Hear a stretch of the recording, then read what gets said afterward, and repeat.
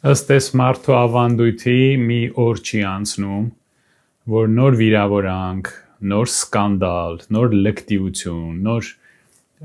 այլանդակություն չանի, որ մենք անընդհատ սրանով զբաղված լինենք, ամեն օր, ամեն առավոտ ինչ-որ բան հարամում է։ Ինքը խոսում է Եվրոպայի մասին, այս խղճուկ մարդը խոսում է եվրոպական լիդեր լինելու մասին, ու իր այդ զորքով, ախրանիկներով մտնում է եկեղեցի։ Այն էլ արարողության ժամանակ։ Մարդկանց ինքը սադրում է,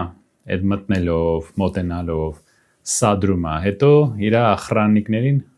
ուղարկում է ու իր այդ հատուկ ծառայությունները ամոթաբար կատարում են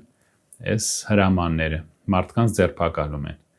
Նա ուզում է տեսնի ժողովրդի դիմադրության կետերը, ուզում է կոտրել դիմադրությունը։ Նույն ձևով ոնց որ Ղարաբաղը հանձնեց, Մեղրին հանձնեց, կամաց-կամաց է անում։ Սկզբից ասում է, դե այսքան եմ հանձնել, լավ, այսմա նշաջողը շացնեն, վերջը էլ լավ, հանձնեցինք, պետք չէր, թոգեր մեր վզին, կամաց-կամաց ամեն ինչ անում։ Մեղրին չեմ հանձնել, բայց մերը չի, 74% իրանցն է, բայց դա մեր ինքնաբանն է, ոնց ասում,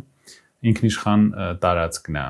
Կամաց-կամաց է խապում։ Հիմա էլ կամաց-կամաց ուզում է կոտրի ժողովրդի դիմադրությունը։ Տեսնում է, որ ինչ որ կարմիր գծեր կան, որոնք նա չի կարողանում անցնել։ Սադրում է մարդկանց,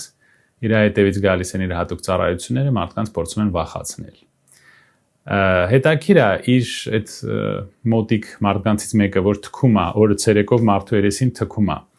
Այդ ոստիկանություն չկար այդ օրը Երևանում գար զբաղվեր այդ անձով, ոնց կարելի է այդպիսի բան թույլ տալ։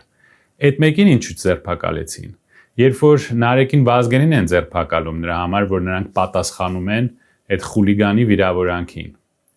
Այդ ոնց է մեր արդարադատությունը աշխատում միակողմանի, մի կողմից աշխատում։ Այս բռնապետությունը ինչքան ենք մենք հանդուրժելու։